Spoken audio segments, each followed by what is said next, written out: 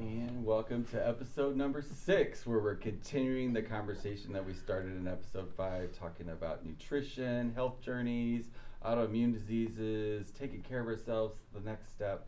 Just basically talking about our journeys and the people that helped us become healthier in our lives and take it to the next level. Find out what's happening inside of your practices today, like the people that you're dealing with. Like, what are some of the things that you are encountering, or like some consistencies that you patterns that you're starting to see with people? Like, is there anybody that's got something that they want to share about that, or something that maybe that you haven't seen before that's sort of emerging with all of the chaos that's going on the planet? Like, how is that affecting people's bodies that you're starting to notice? That's a really good question. Well, we have had, just like what Marilyn went through with her kidneys, we've seen a lot of kidney types of issues come up, especially in people who are sensitive energetically. So I work with a lot of, I have a family practice, so I see a lot of women and children. So a lot of the moms that I work with will come in for a self-care day, so we do an adjustment and they get some acupuncture, but a lot of, it's a kind of a common thing that people are just picking up on, like the stress all around them. So I've had a lot more people coming in for more frequent self-care, I guess you could say. And so we've also been doing a lot of work where when we're working with people who are more active in their self-care, just showing up to get adjusted and do acupuncture, they're finding they're getting a lot more intuitive hits and feeling more connected just through doing those things to take care of their bodies.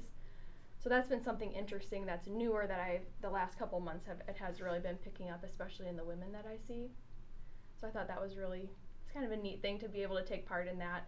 And I think people are waking up, even though it's a really painful time in our world. Mm-hmm. People are waking up, and so people are more actively, in my practice, seeking out ways to have that one thing that they can do to start opening the door to a better life for themselves. And so it's a really empowering time, I think, too, even though it's a painful one. So we're seeing a lot of people trying things they haven't tried before, so that's fun to be a part of that.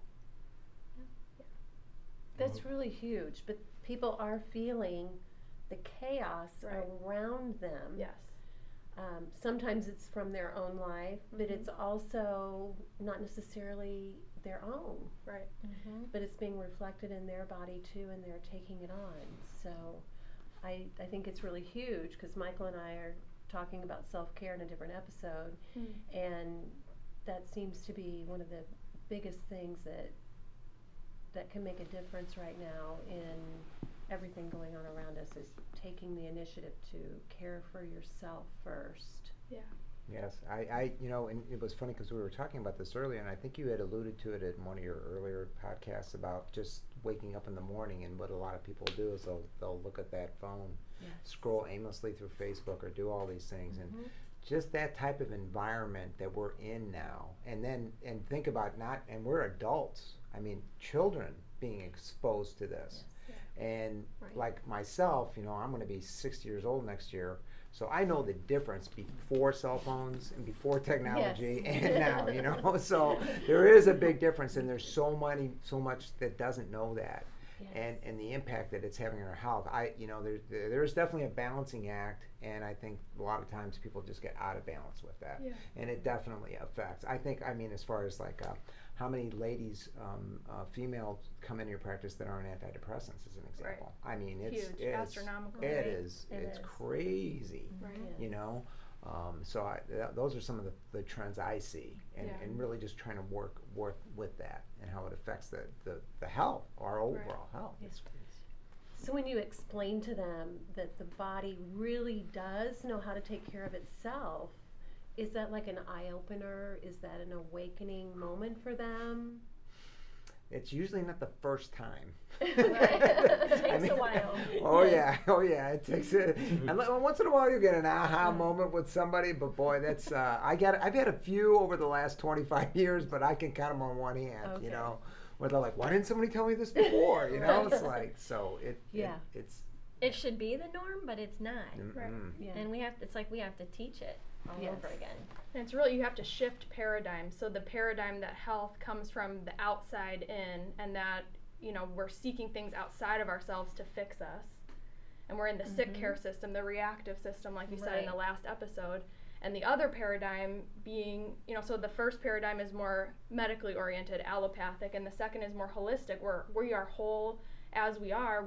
Health comes from the inside out. Yes. And it's a really hard mental shift when you've really been programmed through cultural programming to be in the more allopathic model. So it takes a lot of work sometimes to shift into the holistic model, but when you do, it's like the heavens open up and you're like, okay, now I can really start to feel alive again. But it just takes, for each person it's a little different what it takes to help you open up to the other paradigm.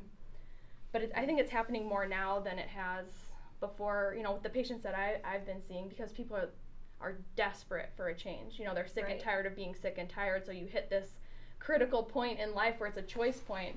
Am I going to continue on the same path, or am I willing to try something different because I have to do something different? I can't keep living this way. And it's when you can meet people at that point and offer something and allow them to walk through the door themselves that I think we get to see the magic moments. Right, if they stay with you. If they stay with you. Yeah. It's interesting you say that, because it's almost like we have to teach people excuse me, how to have faith in their body again. And so a couple of the biggest things that I see in my office is a lot of autoimmune conditions where people, and this is, I'm not blaming anybody, I'm not anti-doctors or anything like that, but the medical system tends to make people feel like whatever they're walking away with, whatever this diagnosis or name of their disease is in a sense their fault. Either your genes suck, or you did this and this maybe caused it, or all of these things. Or we're told, especially with autoimmune conditions, that the body attacks itself. I can't tell you how many times I've heard that, and you see it all over books and all this new published research. I don't believe that. I don't either. The body never, ever, ever attacks itself. The immune system is so smart that I think it senses something is not right, and it goes for it. And this is going to show up in blood work that looks like the immune system is under attack, or an organ is under attack. And so I think this leads people to think like, oh, I have no faith in my body. I don't know what's going on. And this leaves people desperate. They feel scared. And it's like we're teaching them that, hey, no, your body is really awesome. It's on your side. Right. It's showing these terrible inflammatory markers on the blood work because it knows something is there. So how can we teach people how to eat food that supports the immune system, take supplements that support the immune system, and then get them back in their bodies again and trusting their body so that now they're empowered. Yeah. Yes, empowered. Yay. You win the prize. That just came Seriously, in. you didn't have that plan. See, Yeah. it's natural. But you said something I wanted, paradigm. Yeah. Yes. Like, what's a paradigm mean to you? A system of thought or belief. Yeah. Right. There's a lot that goes into it. Yes. Exactly. Yeah. But it's a mindset. A mindset, right? it sure is, yeah. So you said something that just kind of clicked and made my side of my face light up. That's like, this is paradigm of fear. Yeah. Yes. Yeah. Right. Fear is a paradigm of fear that a certain percentage of the population's in, Right. and expressing it. That fear, like, it would be in total alignment for them to think that their body would be attacking them because everything else is attacking in that side of that paradigm, right? Right. So shifting out of that paradigm. Right. So when you guys were talking before, you made the comment, Dr. Carl, about the extraordinary amount of women on antidepressants. Yes. Right. So paradigm. Yeah. How is it possible how do you address that? For somebody that's coached people for many, many years, I know depression is a result of living in the past. If you're present, you can't be depressed if you're present. So we don't really talk about those types of things, about the root causes energetically of it. We just go, here, take this pill, and everything will be okay. So how do you shift that they've trusted their doctor, not their body, on this particular moment that says, you take this, I'm going to feel better? Right. Like, how do you deal with that when you know that that's not the answer? Well, I think it's a really sensitive issue, of course, you know, so I would never want to recommend someone stop taking one of their Right. medications. Exactly. Right. Correct. But I think it's a real crime when we start to hate our own bodies and to feel like our bodies have failed us, Yes. because the Or what you're reality feeling is, too yeah, is wrong. yeah, and Right. the reality is that your body is what will save you. So you have to make friends with your body in order to become empowered to do something differently. And so depression is a sensitive topic for me because that's where my health breakdown started, I think. So I went on hormonal birth control shortly after I started my cycle. So I was like, 13, 14, 15, just to regulate my cycle. And we didn't know at the time, but there's a lot of information that has since come out about how that type of hormonal influence from birth control really affects other hormones and issues, and a side effect of a lot of birth control is depression. Mm-hmm. And so that's what I experienced as a young girl. Makes sense. And when I went on antidepressants, it didn't get better. But my depression didn't get better. But the problem wasn't that I was depressed, it's that I was on a medication that was whacking my hormones out. And so I got on this kind of circular loop of medications. And so I was on, like 6 to 10 medications, a different cocktail for all kinds of different things, because I had a side effect from one medication that then required a new medication, and then a side effect from that. And so from the time I was 15 to 25, I was really heavily medicated, and I was very heavily depressed. And I felt like I hated my body. I really, truly, I felt like it had failed me. I was going to be sick the rest of my life. That's what my doctors told me. I had chronic diseases. I was starting to have insulin resistance, all kinds of stuff. And I was very young. Yeah. And I went to chiropractic school. By the grace of God, I ended up there. We talked about that a little bit today. And it was the first time that my eyes were opened up that there was actually something different that was possible for me. And I remember sitting in an acupuncture seminar in Kansas City with Dr. Richard Yenny, and I just raised my hand and I said, well, this is what I've been going through. Do you think acupuncture could help me? And he was a chiropractor also. And he said, well, why don't we just try? He didn't promise anything, but I had never had somebody in authority who I trusted who said, you know what, Mackenzie, there might be a different way. Why don't you at least try? And so for me, my depression started lifting in that moment because he gave me an option that I literally did not know was possible. I had resigned myself to being sick and medicated and dealing with side effects. And because of the side effects of my medication, they told me, if you ever get pregnant, which we don't advise you to do, we're going to have to be monitored your entire pregnancy because there's such a high likelihood of side effects causing birth defects in your children. Wow. So for me to have somebody tell me, like, Mackenzie, there might be something different. And so that was in October. I was medication free by November. I talked to my doctor and said, this is what I'm doing. I'd like your support. I had somebody adjusting me and doing acupuncture weekly. I added in nutrition about 6 months after that. And I had that moment that you talked about where you all of a sudden feel alive. You didn't realize how sick you were. And I remember like sitting at Logan, which is the chiropractic school I went to, and I felt my brain turn back on. I was like, while you were in school? Yeah. Wow. I just thought, oh my God, and one of my teachers started quizzing me and I was getting all the answers, and I'm an intelligent person, so when my brain wasn't working well, it was hard for me and my self-esteem.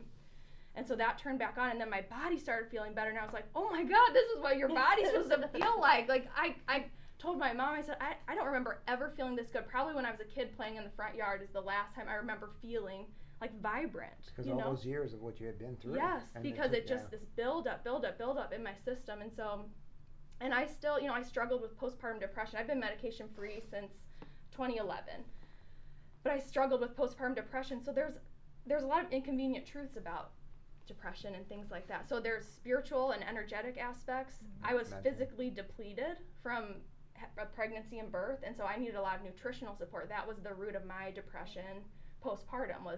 It was based in nutrition, which I had people who could help me kind of identify that, which was really helpful because a medication wouldn't have helped me at that time. It might have masked or made things taken the edge off, which some people may choose to do, and I respect that. But for me, it didn't fit my paradigm anymore. And so I felt more empowered in using food and nutrition, getting adjusted, doing acupuncture with the stuff that I did in the first place back in 2011.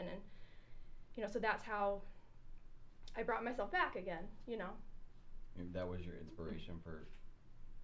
So you were already in school when it happened, or like? I was in school when I was very sick when I was in school. Yeah, and then I was in school at a seminar, and the door kind of opened, and then that moment I said I'm stopping my medications, and I talked to my doctors, and I did that, I went through a lot of really hard withdrawals from some of the medications because those are serious things, you know. Yes.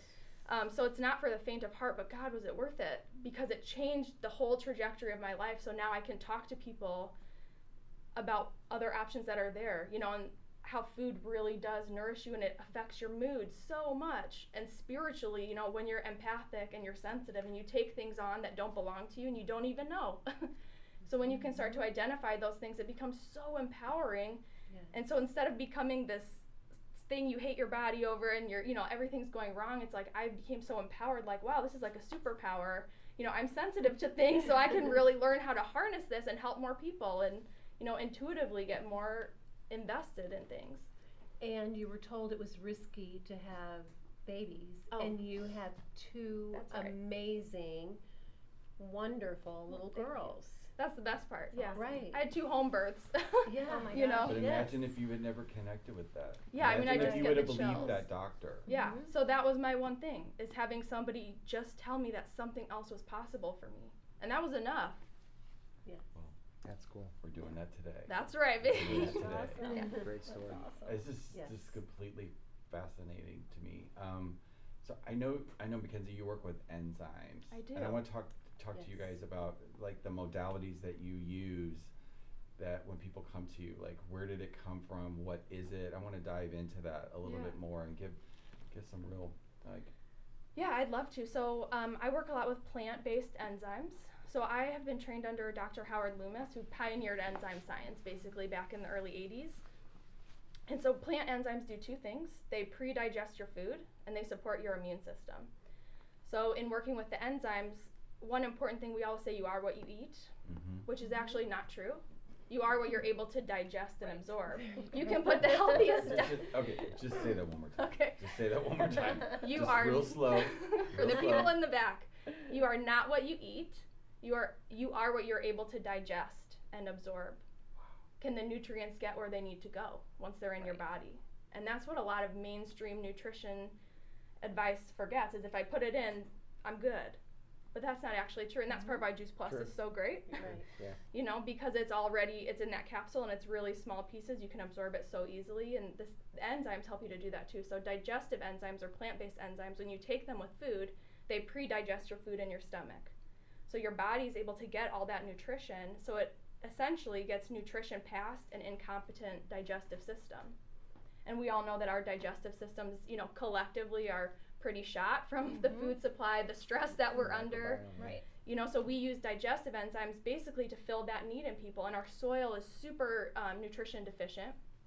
We talked a little bit about that. It's more deficient in vitamins and minerals. We need to get that from the soil, and we don't anymore. And we talked about in the last episode green picking, so taking fruit from or plants from the earth before they're ready. And so our food supply, even our whole foods now, are enzyme deficient. So a banana browns because it has enzymes in it, so it auto-digests itself. So our bodies rely on those enzymes in the God made everything perfect. He helps us out. So we eat that banana and it can help it release its enzymes when we chew to digest itself. That's why it goes brown? Isn't that beautiful? I did not know that. So food should rot because it has live living enzymes to digest itself. This is why I don't buy apples with bruises in them. Because if it's got a bruise, the enzyme activation to break down that fruit is already activated. So that's why it ends up molding, dying. Yeah, and just to add to that, buy a McDonald's cheeseburger, eliminate all the condiments, and then see how long that'll last. We just went to one, and how old was that cheeseburger? 12 years. Huh. The woman had saved it for 12 years. No mold, not a, you would be blown away. She keeps it in a little container. Yeah, it's wild. So anyway, I'm sorry. No, I just had to throw that that's in because perfect. that's what people are putting into them, thinking that's food. It's not alive. That is It's not food. They're That's lined right. up. Yes. There's- Oh yeah. my gosh, Yeah. are they lined up? It's that's a whole nother That's a whole nother episode. Yeah. We'll go there later. Yeah.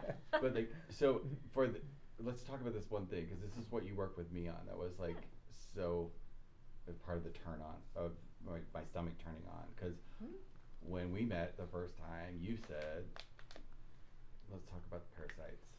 So, yes, when you have low hydrochloric acid and bile salts, Just share, like, take it to the like when we first met, because this is really important. Oh Because my this gosh, I should have brought this my was- file. I don't remember all was. these. Oh, I do. I'll never forget. Okay. So you started talking to me about the, because I like, how can I have acid reflux? And you're like, you don't have enough acid. So that was like right, and that's huge. that's the misconception. Is I think when people go to the conventional doctors, and I don't blame them, because their stomach's on fire and it hurts. Yeah. And bowel movements are not right, or there's too many, or they're non-existent and inconsistent too. And so they're told that you don't have enough acid. I'm sorry, they're told you have too much acid.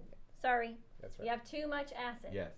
And so they give them Prilosec or whatever the antacid is, which to me just turns off the whole digestive system, period. And what's really happening is they don't have enough hydrochloric acid or bile salts. Either they're diminished or they're all gone. And usually that's from a poor diet. So one way to build up the hydrochloric acid and bile salts is to eat the fresh fruits and vegetables. But sometimes if you're coming to me with Prilosec or some type of antacid, starting that immediately doesn't work just like that. I mean, this could be decades or many months of diminished digestive fluids. And so if you were to come off of that medication, which I cannot legally tell anyone to come off of their medication, you're not going to feel very good. So a lot of times we would start with some enzymes to get going. We did that with each meal. Yeah. Right. But how did the parasite, because you detected that and we tested for it, and so there's a lot of thoughts surrounding that. This is my thought process on it, is that when you have low hydrochloric acid and low bile salts, you are going to be susceptible to pathogens. Whether it's the doorknob you touched, whether somebody just sneezed on you and you walked right in it, or whether we're born with pathogens that lay dormant. When you have high hydrochloric acid and bile salts, that obliterates pathogens. So when it becomes low, then pathogens can either continue to grow, and also candida, which is your body's mechanism to kind of protect you from the pathogens getting worse or burying themselves even deeper, will grow as an overgrowth, which then turns into symptoms for people, which can be miserable. So in my opinion, if we don't get your stomach in tip-top shape for digestion, you're gonna have candida and you're gonna have parasites. And they like to bury themselves in the wall of the intestines. They also live in the liver. They can also travel to the other organs too, which are undetectable by science to this day. So unless you really have a parasite or a pathogen or a virus in the bloodstream that they can detect with that vial, they're usually going to say, sorry, no, you don't have anything, or sorry, you don't have candida. But yet you're sitting here in my chair telling me I don't know what's going on with my stomach, and it's burning, and this Prilosec thing isn't working too well, or how do I get off of this thing? So low hydrochloric acid, low bile salts is what causes parasites to grow and also candida to grow. So if you get those acids up, you will not experience those things. And you can get that through fruit. Fruit has hydrochloric acid in it and bile salts. Lots of celery. All fruit. Every single fruit. It has protein, fat, living water. Living water, there's two of them. There's hydrobioactive water, which feeds the physical body. And then there's cofactor water, which feeds the emotions and the soul. So that's why when we eat fruit, we get like really excited. It makes us happy. It soothes us. It soothes the nerves. It supports the hormones. It supports digestion. And everybody's so afraid of fruit. And the reason why they're afraid of fruit is because they're scared to death of the little tiny amount of sugar that's in there. So it is tiny. It's a tiny amount. The rest is glucose. And so once that sugar hits the stomach, it leaves within 3 minutes into the bloodstream. So it never hits the small intestine where SIBO or candida would actually grow. That's what everyone is freaking out about.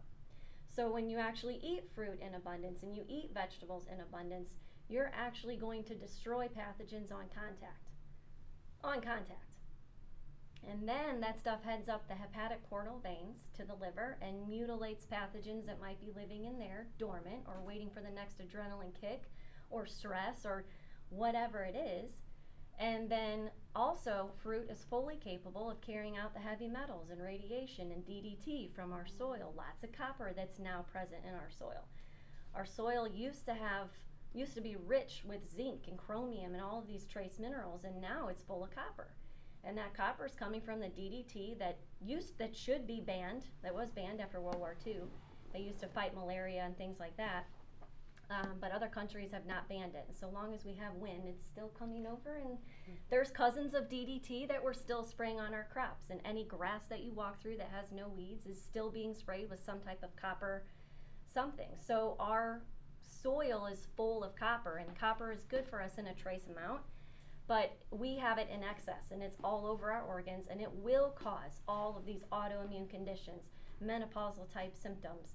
I mean, you name it. That's a heavy metal that shouldn't be in abundance in our bodies. And so when fruit is ingested and when vegetables are ingested and you have hydrochloric acid that's high and bile salts that are high, your body is going to be fully capable of carrying these things out through the urine, through feces. Wow. It's the lack of it that's causing problems. Amen. Well, there's so many fragmented pieces about, everybody's got a documentary about this or that, or, and watching them is kind of powerful because if they're put together well, they have supporting evidence that makes it look like that's the thing. Absolutely. So, and I did many diet things over I tried everything. I was vegan. You told me that I needed to eat some meat, and I was like, hell no, I'm not eating any meat. But once my body kicked in, I could hear it saying, yeah, today you're eating a cheeseburger. Like that's what it is. Right. And it felt so good, but it wasn't like, oh, I've got to have that every day. It was just like here and there, and I've had shrimp, and so I've started to experiment again. But where I ended up was about the sugar. So about losing weight. I did, it all came off. I'm thankful for that. But I still don't really know what the cause, whether my whole body just started working again. But I haven't had fruit in a really long time because of this one documentary that I watched that said fructose goes straight to turns into fat in your bloodstream, and when you're fat, fruit is anti-cancer, anti-disease, it's anti-inflammatory, antibacterial, antiviral, antimicrobial. Not to mention the phytonutrients you get, all the tens of thousands of phytonutrients. Tons. Anthocyanins, all those deep purples. Why are people not eating these things? Yes. Okay, so this is so exciting. So you're going to eat some fruit? I'm going to eat some fruit! I'm going to have a big bowl of fruit. Yes. Oh my God. The more fruit you have in your diet, the better you're going to feel. I don't care if you have the worst diet in the world, you still need tons of fruit. The sugar is not the problem, it's the lack of not eating it. Absolutely. That fruit has the highest antioxidants. It trumps vegetables. Don't get me wrong, you still need your vegetables, all of them, but fruit should trump vegetables because of the high amounts of antioxidants. And antioxidants are the things that keep our bodies from rusting, from decaying, from oxidizing, which leads to cancer eventually. And Corinne, variety, correct? A variety, Yes. all of them. Yes. So that's another thing, is that a lot of my clients come to me and say, oh, you know what, I'm diabetic, I was told I shouldn't eat bananas, and I'm like, what? Oh my gosh, yes, you should be eating bananas. Well, I was told I could only eat the blackberries, and I'm like, you're doing yourself a great disservice of not eating all of the fruits. The reason why diabetes is here is because the liver is so sluggish, is so thick, the blood's so thick, that the pancreas is strained and insulin can't make it into the cells. And they're like, what? Wow. It's the fruit that chisels off that hardened inflammatory fat off of the liver and off of the intestines. It's fruit that brings in that HCl. And you have to remember, when fruit was designed by whoever created, our world, it was made with all of the cofactors in it that your body needs to process it. Yes. As long as you chew it. So, and a white sugar, say you have sugar cane, and then you strip it and you create white sugar, which is what people are so afraid of, and rightly so, because really it's a drug because it's been stripped of the cofactors that make it a whole food. It's sugar. not in its synergistic. That's right. Yes. It doesn't have the other That's right. pieces that it needs to be digested and used by our body effectively. So, for example, with white sugar, if it was in the sugarcane form, that's really rich in potassium too, sugarcane. And if you have regular sugar, like added sugar to something, white sugar, it depletes your body of potassium like you wouldn't believe, because Very that's quickly. what your body requires to process sugar. But if you eat a piece of fruit, while it is does have carbohydrates in it, all whole foods have carbohydrates in it, and naturally occurring sugars, it has everything else in it, like potassium and other minerals, that your body needs to process that fruit and in the exact quantities that it needs. And so that's the difference. You eat sugary foods, processed foods, versus fruit, which is perfectly designed to be metabolized very efficiently and to serve your body so well with the phytonutrients and the minerals and everything else. And if you think about it too, two things. One, has anyone ever overdosed on a banana? Right. Or, I mean, there's only Right. so many apples I can throw in my mouth before my body's like, okay, enough, lady. That's enough apples.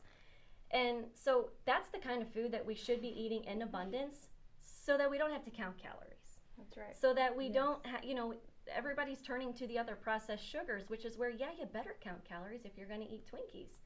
Because that's unproductive food. Right. It's unproductive. It's nutrient deficient. Right. But if you eat whole foods, they're nutrient efficient. You never have to count calories again if you eat our diet rich in plants. I think we just need to somehow we need to recategorize like a Twinkie. What is that? I don't know. Is it Fun. food? There's What no is such it? thing as junk food. There's junk and there's food. That's like a pseudo. Yeah. Right. I don't think God made the Twinkies, you think? Exactly like we were talking earlier. It's like if God I made, never we're liked definitely it. talking about that. And that speaking situation. of that, Let's that's have chocolate that's on it. another thing, is that whoever is bigger than you, God, whatever that thing is bigger than you, knew that we were going to need a ton of fruit and made it sweet. I mean, if you, that's what you're going to need. You're going to have to eat in abundance to heal. That's where the medicine is. Thank God it is sweet, because there's only so many celery sticks I can eat in a day. So think about that one. Yeah.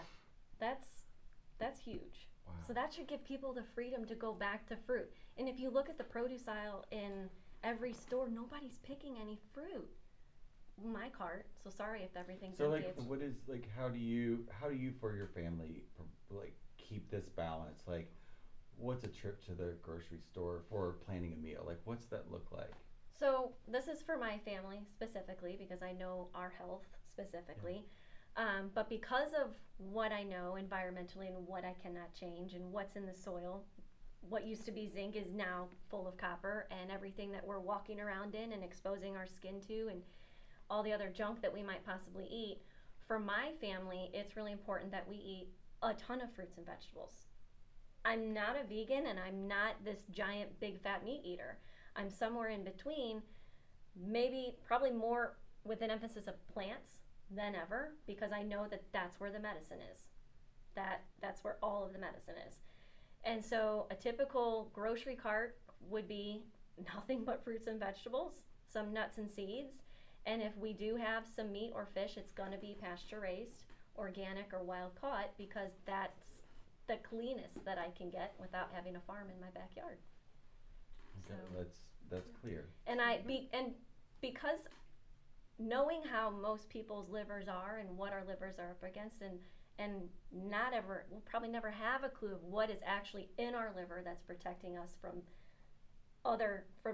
whatever's in there, pathogens, toxins, poisons. Your liver is so smart, it's keeping those things really far away in the deep core of the liver to keep those things from going to the other organs and in the bloodstream. And so because I know that, where was I going with all of that? I don't know. Anyway, because I know that's happening, I'm probably always going to have more of a plant-based, where before I didn't used to be that way. Okay. So. And where do you shop at? Like, what's Many places. It depends on what I want. If I want an aloe leaf, which is hard to find, I'm going to have to go to a global food market where they bring them in from other countries. Dierberg's Fresh Thyme is one of our favorites, and Trader Joe's.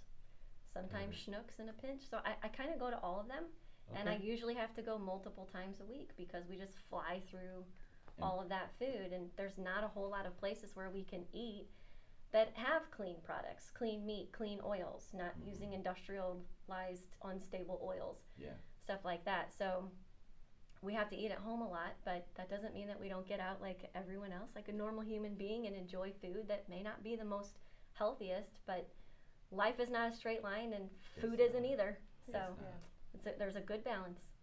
And Well, plants taste good. They do. I mean, there's so many of them. There's so many of them. And I was that- going to add too. Don't you think too? Nowadays, on the internet, there are so many recipes out there, quick, easy, plant-based, that you can keep your family eating a lot, Right. and it tastes really good. Right. Yeah. It really does. I don't think Exactly. people realize how good, and it doesn't take a lot. And think, oh, I don't have the time and all that. No, it really doesn't take as It much. really doesn't. It really doesn't. Right. And same Yeah. thing with the meat and fish. I mean, we do that too. We're not just vegan. There's plenty of recipes for that Oh. to do like within 30 yeah. minutes. Yes, So yeah, if you it's- just do a little bit of preparation. Yes, you have to do a little bit of work, but I mean, it's well worth it. You have to eat. It's Right, yeah, you have to it's- eat. yeah, So well you, worth I'm the sorry, investment. you're gonna have to make some priorities. You're Yes. gonna have to make some preparations. Right. If you want to be well and feel good, we deserve to feel that way. Yes. Yes. It's part of self-care, taking the time to do Right, that and, right. and do it consciously. Like for parents, like they got to take their children through the fast food. Okay, Mm-hmm. that's food is fuel. Exactly. I mean, what are you? Right. When we talked about the McDonald's hamburger, that's what you're Mhm. putting in your child versus live nutrients that will only take a little bit extra time, a little bit extra planning, and you can fuel your child so much more optimally Right. to make them a much better athlete. Not only just we Right. just use that as an analogy, you know. But you set them up for life if you Yeah, do It's that. I really do that. preventing. Yes, This is it the is. prevention thing. Yeah. And our This is rules- what we have yeah. to be taught. This is what we teach that needs to be in our lives. We Yes. do fresh vegetables first. So like if we have an appetizer when we eat at home with our kids, and it's veggies, you know. But then we know that we got the veggies in, and then we move on to the other courses which also have fruits and veggies in them. But that's a good rule of thumb as a family when you have kids and you're trying to implement more fruits and veggies. Make it fun, like you're doing a little appetizer. Have Right. it be There you go. have it be a little salad or greens or fruits, veggies, something. So that's just the expectation for your kids. Okay, we're gonna sit down. We're all gonna have a few bites of this, and then we'll have, serve the rest of the meal. So that was an easy thing for Right. us to implement with the kids. And then having that food available. That way Mhm. your kid never has to ask you for a snack. Right. Mhm. Our snacks You are know where grapes the and food carrots. There's everything. But I know with my family, if I were to buy a watermelon, an apple, and oranges, I guarantee you if I didn't cut up, it would sit there. Yeah. And I'm also that person where if you hand me an orange, I'm going to be like, what is this? It needs to be cut up in boats. So get to know your kids. Yes. No, I I mean, agree with you. Yeah. I still have a 5-year-old brain where I want to have like carrot sticks. Don't give me the whole carrot. I'm not going to eat it. And if I ask my daughter if she wants an apple, she'll say no. But if I walk in there with the apple all cut up, it'll be gone in 2 seconds. So that's another way, is just always have that stuff available so they never have to ask for a snack. They just go and eat real food. And here's the beauty, because my children are adults now, and because of doing things like that when they were younger, they are adults making healthier choices. Yes. And they are doing, and they're passing that on. That's priceless. You Mhm. cannot put a price on that. No. And changing future generations like that, and it's got to start somewhere. Right. So why doesn't it start with you? Right. You know. And it's not something they're going to have to learn at 30 or 40 because now they have to Yeah. because something's wrong. It just needs to be, this is the way it is, this is how we eat, this is what's available. Because it makes us feel good. Kids understand that. Right, Yes. they Oh do. my God. It They makes our want to bodies feel, feel so good. good. they want to run fast at school. Eat your apples. Yes. I mean, That is an absolutely perfect way to complete this powerful Yes. part 1, part 2 on nutrition. Was like bringing it back to that moment of like really it motivates. Thank you for bringing that up. I mean, that's a really valid point about feeling good. And at the end of the day, I mean, that's really what we're all really seeking, is just Yes. something to make you, because one of my favorite teachers that I've ever is Esther Hicks, and she's like, that's really the reason that we do everything, is just that's what motivates human behavior, is do it something that makes us feel better. good. And Yes. there's like, if you want to, there's no place in the world that you want to feel health more than when you're sick. Right. Like when you're sick, Mm. that's your deepest desire is to feel well and feel better. They And- say the walls of hospitals have heard more prayers than the Yeah. walls of the church. right, right. Wow. That's Yeah. powerful. Wow. Yeah. Thank you for that. Like, thank each of you for coming here. You've all provided Thanks for having us. extraordinary amount of information. I mean, I'm still in my head digesting it. Like, Yes, so am I. You need some enzymes. Like that. And fruit, Yes. Enzymes and fruit. Well, Yes. it's done. Check tomorrow. I'm going to the grocery store to get the fruits and vegetables. They've not been in my house for a long time. But again, like from the bottom of my heart, I really appreciate this, and I know this is going to make a difference, and that's what the intention of this podcast is is to make a difference and empower people to make better choices for their lives, and that they all feel better. So Yes. thank you Yes. so Thank much you for that. having us. Thank you. Yes. Yeah. Thank you. Absolutely. Pleasure. Thank you. Awesome.